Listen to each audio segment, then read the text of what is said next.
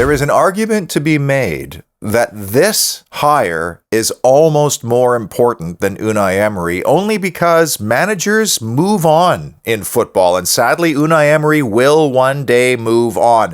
In what shape will we be when that happens, and will we have continuity in our youth development and youth recruitment, in our first team development and first team recruitment, and is there a connection between those? Do we have a scouting network, and can we find the next manager with a similar philosophy to Unai Emery? This is the back end of all the business. Emery is on the grass. He's the front end of the operation, but you need the back end. And I love our structure now. We have two distinct silos with the head of each reporting straight to the chairman, or chairmen, if you will. We have the football, and with Chris Heck in charge, we now have the business commercial. This is how it needed to look. So let's officially welcome Ramon Rodriguez Verdejo and raise a glass to our new football director, lovingly known to one and all as Monchi.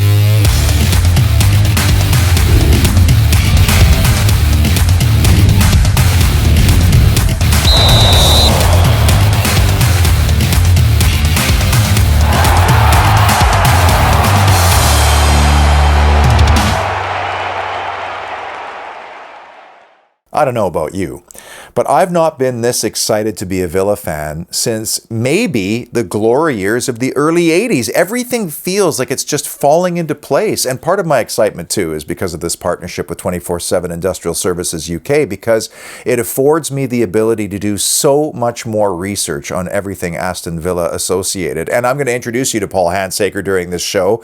I really want you to meet this guy because our values are so similar, and he has such an incredible story and is such a huge Villa fan. And what's weird is that his company is into repairing, replacing, replenishing, even redecorating property. And here's Aston Villa over here with the owners repairing, replenishing, replacing, and even redecorating their club.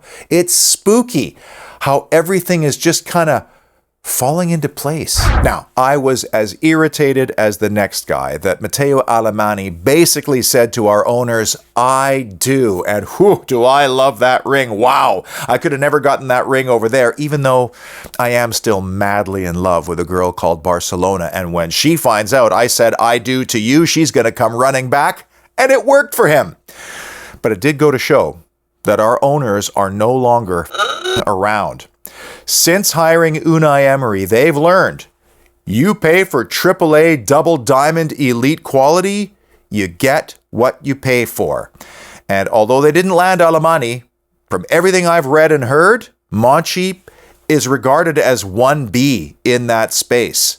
And it's also why I'm not surprised in the least from the owner's perspective that Christian Purslow exited stage left. I don't profess to know everything that happens behind the scenes at Aston Villa, but I'd heard things about this guy from the Liverpool days, and people tell me stuff, and I observed a lot of things that kind of worried me a bit when I was there in England. The writing was on the wall when he hired Steven Gerrard, and it didn't go his way. That proved that he doesn't have the leadership qualities in the football silo. And when they hired Chris Heck, you could hear the nails being driven into the coffin, because that proved that the owners don't believe he had enough business or commercial sense to lead that silo. Even the pursuit of Alemany was considered audacious by many in the footballing world, but not to Wes and Nassif. And not to Alemany himself. I could understand the pull of working with Unai Emery, knowing that even if you assemble only a half-decent squad of players, your manager will deliver. And I wondered at the time if Villa had a plan B when Alemany walked away, because the transfer window was imminent. And they did have a plan B in the form of one of Unai Emery's closest footballing allies, Monchi.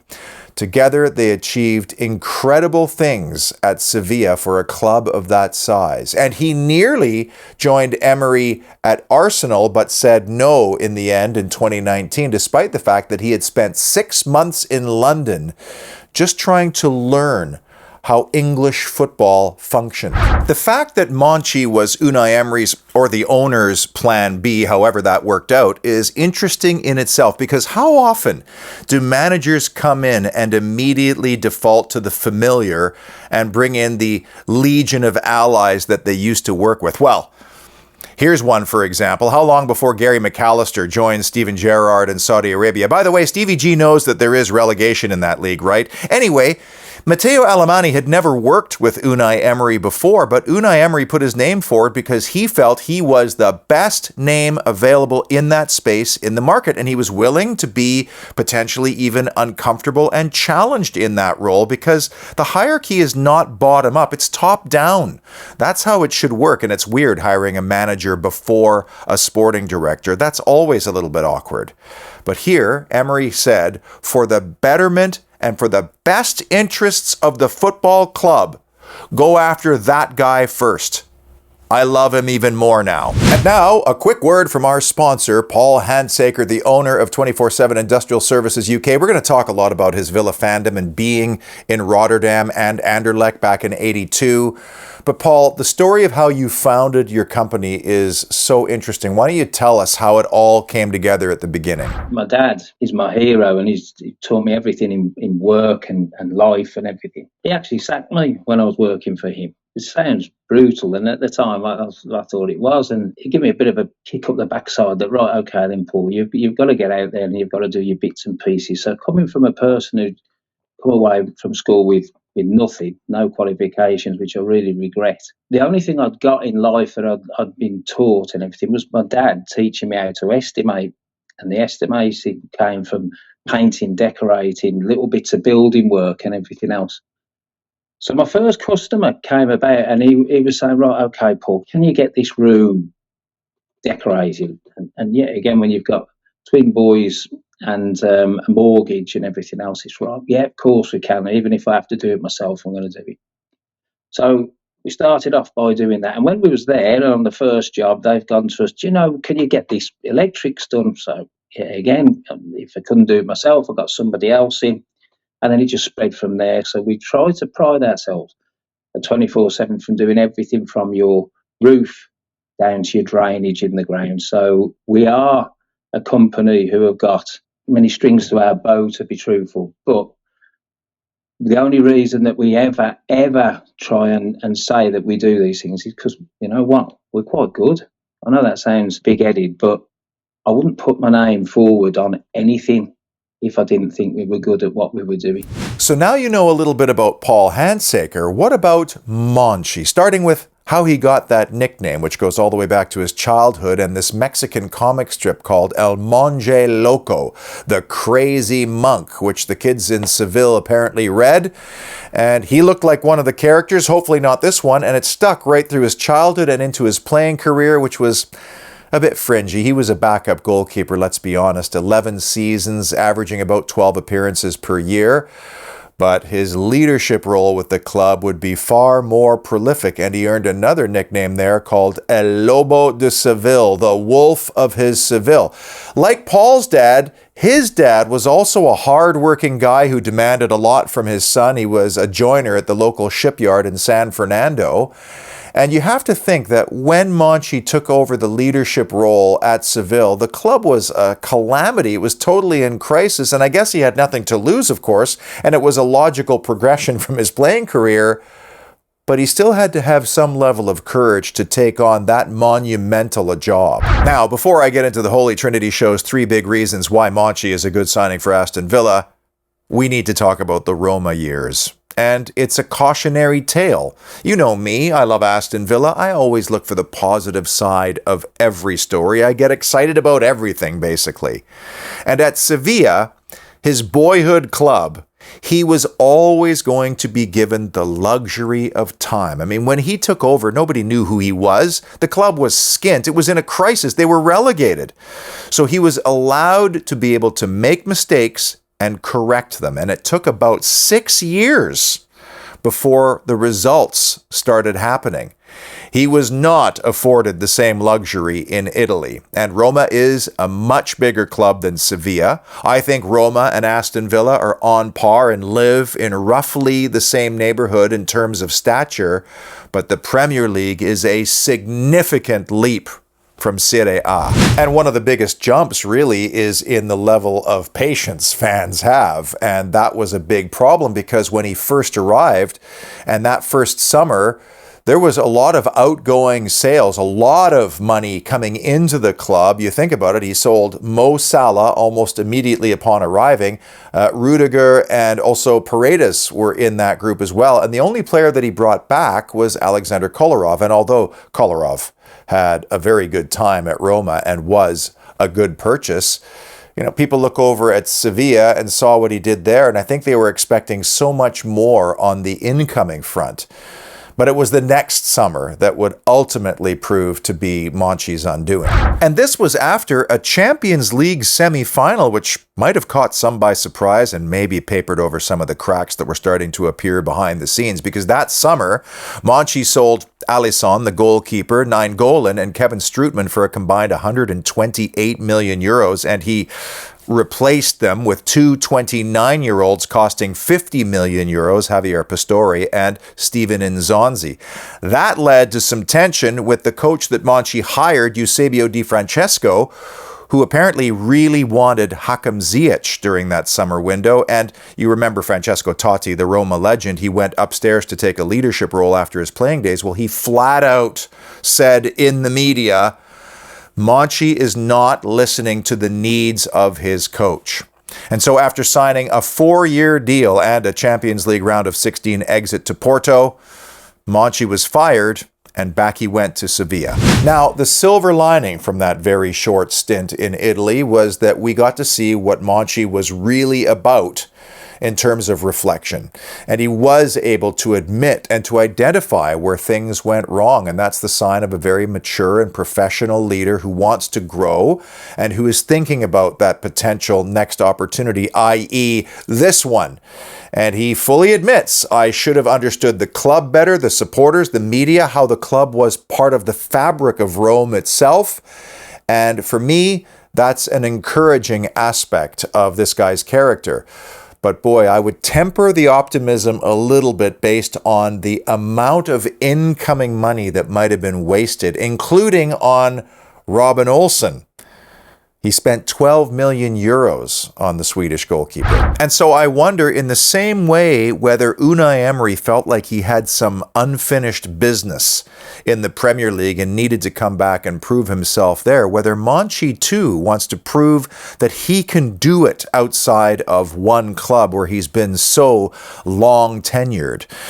And he has the dream manager in Unai Emery in this role. We'll talk about their familiarity later, but Emery is so specific and detailed in the exact criteria of the players that he wants. Plus, he has a good set of eyeballs on him. I mean, he's doing a lot of the scouting in this window, certainly. And so it is potentially a dream partnership. Certainly, it's in a better situation than Sevilla was when Monchi took over. And probably the same can be said when Monchi took over Roma as well. But I had to bring up those years because for Monchi, you gotta file it in the failure folder. Here we go with the Holy Trinity show, the 3 big reasons why Monchi is a good signing for Aston Villa.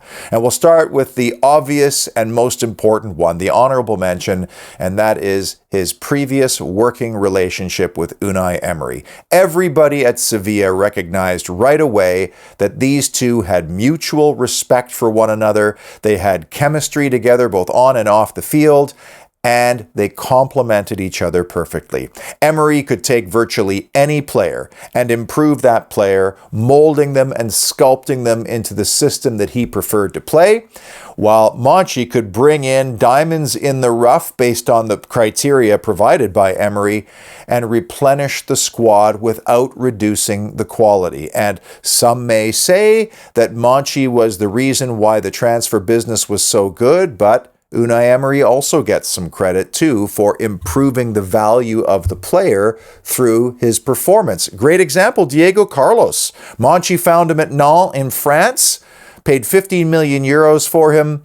They sold him to Villa for roughly double that. Which leads us to a rather obvious honorable mention number 2, and that's Monchi's incredible ability to appreciate transfer value in the market for Sevilla. Let's just take a nice round 50 million euros and the 24 players he bought for that price, roughly 2 million per, which he then sold for 295 million or 12 million on average per player. I'd be here all day talking about some of the transfer business he's done, but let's stick with the biggest ones. Dani Alves, who he found in 2003 in Bahia, Brazil, bought him for 200,000, sold him to Barcelona for 35 million euros. I think that's still Sevilla's record. And then in 2011, he bought Ivan Rakitic from Schalke for 2.5 million, and he sold him to Barcelona for 18 million. Maybe the best example of all was Sergio Ramos, who actually started as a right back with Sevilla, and then the club nurtured him and developed him and eventually moved him on to Real Madrid for 27 million euros. You know, a guy like Negredo leaves the club, and for the fans, it's the end of the world. And then in comes Carlos Bacca, who turns out to be another extremely high profit transfer. This formula was repeated again and again and again, and there's no chance that Sevilla would have had anything close to the amount of trophies or finals without this formula succeeding. It's funny because Monchi used to call the English Premier League and the British market in general a great customer because English teams spent more money. They had bigger budgets and they were more risk averse, unless, of course, your name is Brighton and Hove Albion or Brentford, for example. And yet, ironically, in his entire career, I don't think Monchi once bought a player from Great Britain. Well, that'll probably have to change now being at Aston Villa.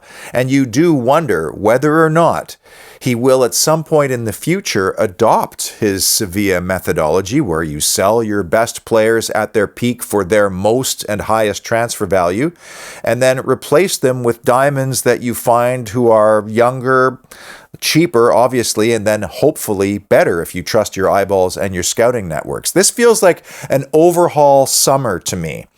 And I wonder whether after this, they'll change their methodology down the road, or whether they'll continue to try to bring in high-end premier talent, but do the scouting work to make sure that they are getting what they pay for and that those players are going to improve the squad down the road. Big reason number 3, Monchi's network.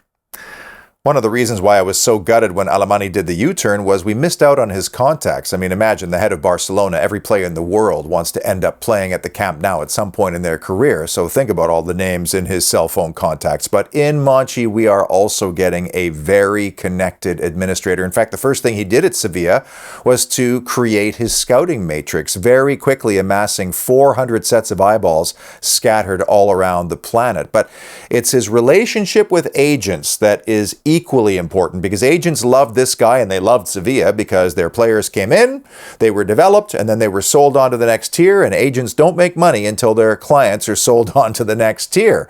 And whereas Alemany was a master negotiator and very successful at it, Monchi is more of a club salesman and is hell-bent on delivering on promises like, okay, you want to move on? We'll help you move on. You want to win things? We'll help you win things. And there is no better recruiter in the world than trophies. Big reason why Monchi is a good signing number 2, his recruitment. Obviously, I've talked about this already. I've thrown out some names. In this role, you need a lot of things, including a very good set of eyeballs and scouts and agents and people that are your bird dogs, basically, who you can trust. Because if you go to the chairman and say, we need to spend this on that player, if it doesn't go well, the guy down at the end of the line isn't the one who's going to be held accountable. It's going to be the sporting director and the coach who make that final call. So everything has to be extremely strategic from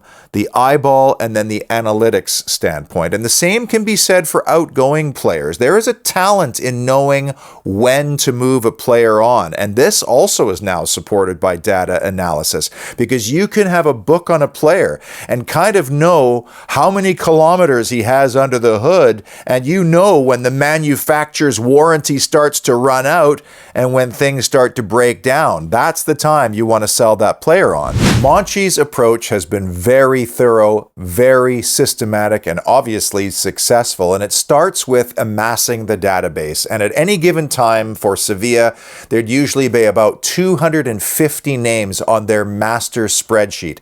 And it starts the first 6 months of the season, if you will, watching a whole lot of football, like hours and hours all around the world. And then they start to narrow down that database into ever-presence for club and for country. And then from there, it's the subjective analysis, which is the trained eyeballs, meeting with the objective analysis, and that's the data. And right now, in the modern era, a single game can have 8 million data points within it using AI and machine learning. So his staff is responsible for disseminating that data and prioritizing which data the manager cares about. And this is the key part. What does Unai Emery prioritize in terms of criteria? And this is where it's going to be interesting to see how Johan Lange fits into the analysis part of the equation, because that's his bailiwick. So if Unai Emery goes to Monchi and says, I need a 2-footed right back who can run an average of 11.5 kilometers per game and his crossing success percentage is X, Monchi will generally deliver a list that has as many as 10 names on it. The other thing you need to have as the head of football is the personality and the people skills to sell this project to agents, players, sometimes even the players' parents, because there's so many choices out there. Clubs that have more money or have bigger stature or are located in nicer, warmer cities. You have to be able to show those players the project and the potential, whether they want to move on to the next level or win things. And the thing I like about Monchi and that I've heard and read, similar to Unai Emery, yes, they're hardworking guys, but they're also charming human beings. And you need to also be able to sense whether the person will fit in the project and the environment. A great example, I can't remember the name, but he brought in a Polish player to Sevilla.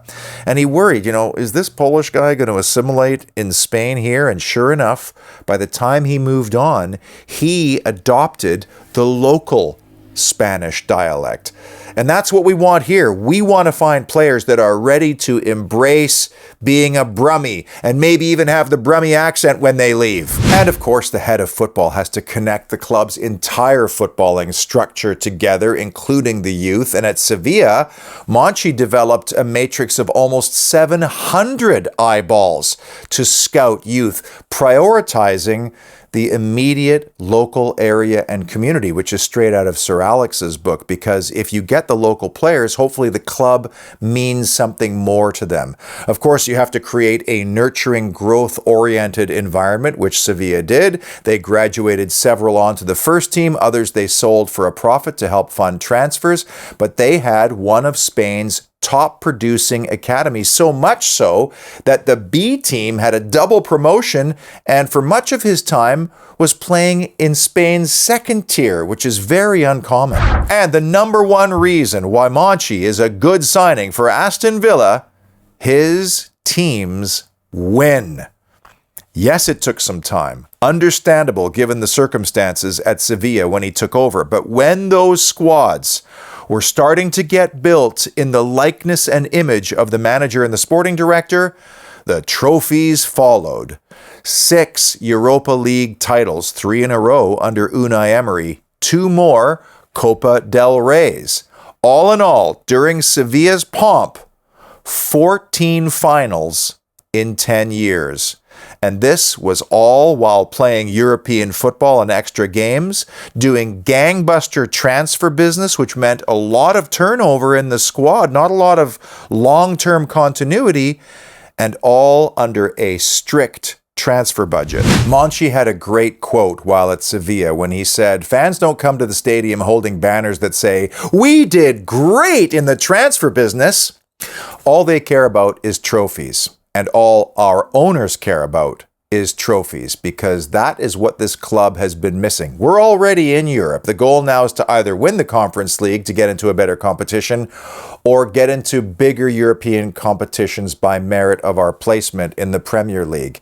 The project is totally different here, and Monchi will have learned from Roma that the first thing he needs to do is take a deep dive into Birmingham, understand the city, the culture, the dynamics, the expectations of supporters, the media scrutiny, the club and its history, all of that. And when he finally comes to those conclusions, he'll get a better sense of the profile of the type of player that will succeed here. And when he does, then he could start scheming with his old ally who's in the technical area and do what needs to be done here. Stuff our trophy cabinet full. I hope you gleaned something valuable and insightful from this show. My aim is to provide you, my esteemed and way above average looking viewer, value, insights, enlightenment, hopefully balance as well, which is really important, because I know in the past sometimes I get really excited about a hire or a signing, and then I look back 6 months to a year later and go, yeah, that didn't work out so well. But thanks to the partnership with 24/7 Industrial Services UK, I now have so much more time to really get into the research. And hey, the fixtures came out. That's always exciting. I've identified a couple of spots in the calendar where I may have to skip over and go to church again. That end of March, early April time with Wolves home, City away, and then Brentford at home. That looks mighty tasty.